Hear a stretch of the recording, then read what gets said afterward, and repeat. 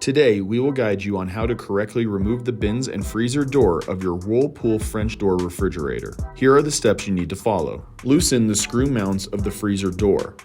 There will be one on top and one on the bottom on both sides of the door. Carefully remove the freezer door and set it aside. Now, the bottom bin can be easily removed. Using a 1/4-inch drive, remove the screws that hold down the track. There is one on each side. Locate the basket rack clip and use a small screwdriver to pop the clip out.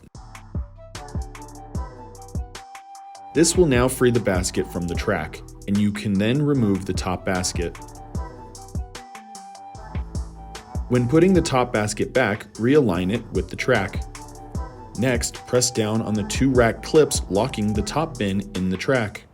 Once the top basket is realigned, gently press down on the track lock. Tighten the screws on the locking rack with a 1/4-inch drive. Put the bottom bin back in the bottom rack. Remount the freezer door to the track mount. Retighten the screws on each side.